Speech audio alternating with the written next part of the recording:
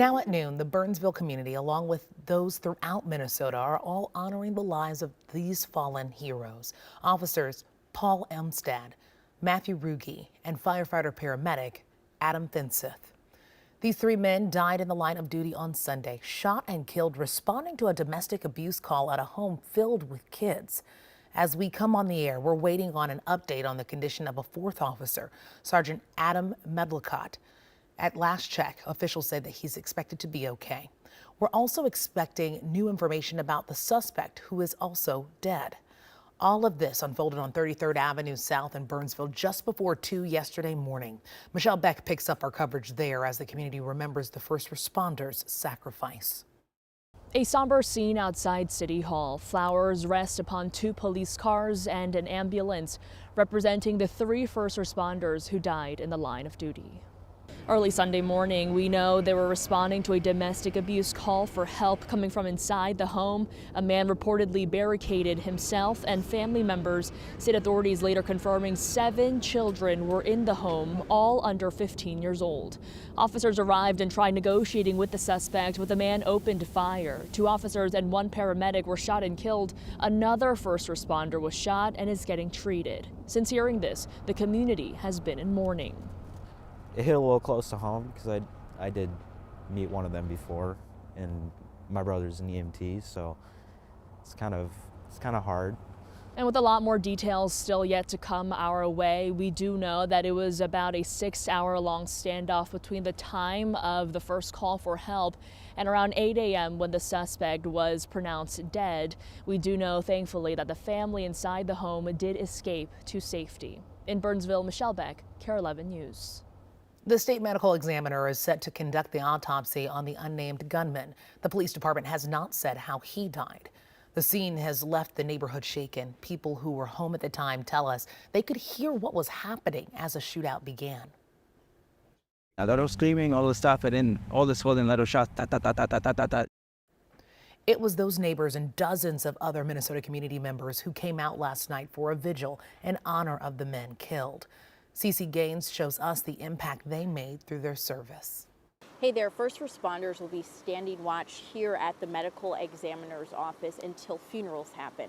Now this afternoon, we're still waiting to learn when those funerals will happen. But until then, we want to give you a little more detail about the men who died over the weekend. 27-year-old Paul Elmstrand was part of the department's mobile command staff, peer team, honor guard, and field training unit. Officer Matthew Ruge, also 27, was part of the department's crisis negotiations team and was a physical evidence officer. And 40-year-old Adam Finseth was a firefighter and paramedic. Burnsville's police chief says every day they pray first responders go home to their families, but that didn't happen this weekend. We know, too, that there was a third officer who was injured in this situation. Officials tell us that he was taken to a hospital with non-life-threatening injuries. Back to you. Well, Cece, thank you. In a little over 1 year, our area has seen just how dangerous being a first responder can be. On your screen is the 9 first responders who have died in the line of duty since the start of 2024. Well, and when the families of fallen officers need comfort and support, the Minnesota Law Enforcement Memorial Foundation steps in. Brian Hubbard, president of the foundation and the deputy chief of police in Crystal, says tragedies like this can make them question their job. Every officer that decides to go into this profession has thought about that this is a possibility. And I would argue that when something like this happens, I have to re-ask myself, okay, now this is real now. This is actually, I know it can happen, but here it happened. And I think I have to now reevaluate, is that what I'm going to do? All of our officers, all of our firefighters, all of our EMS personnel around the state are asking that question. I believe that what you see over time is they'll continue to answer that question by saying, yeah, I'm here to serve. And those first responders we showed you were the ones who died in the line of duty starting in the start of 2023. Now, across the state today, flags are flying at half-staff in honor of Elmstad, Ruge, and Finseth. On X, Minnesota Governor Walz posted, quote, "We must never take for granted the bravery and sacrifices our police officers and first responders make every day. My heart is with their families today, and the entire state of Minnesota stands with Burnsville." Minnesotans are already looking for ways to help out after this tragedy, but the city of Burnsville is warning you to be on the lookout for scammers. Links to official donation sites will be posted later this week on the city's website. You can expect continuing coverage on this story as more information becomes available. Keep an eye on KARE11.com as well as our newscasts throughout the day.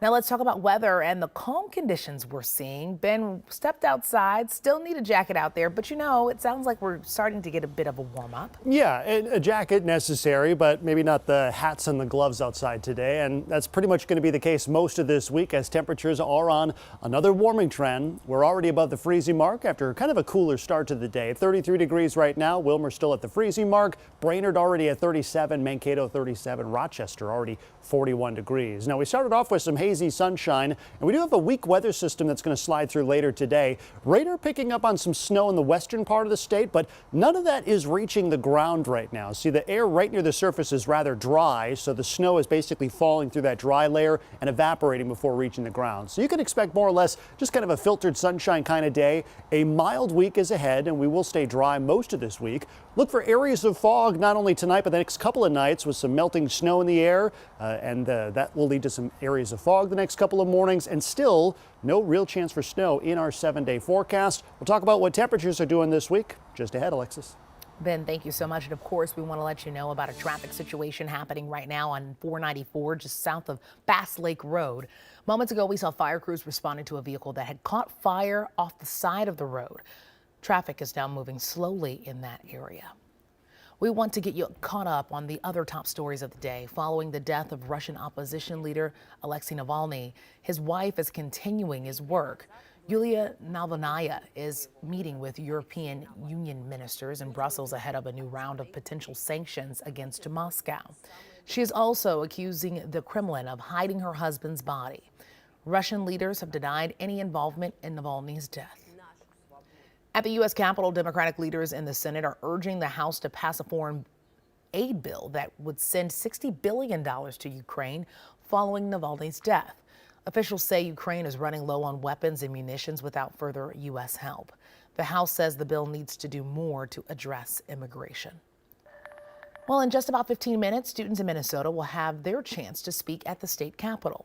It's part of an education policy hearing, but no bills will be heard. Instead, it will be Student Voices Day, where young people will have the chance to give testimony about their experiences on the Senate floor.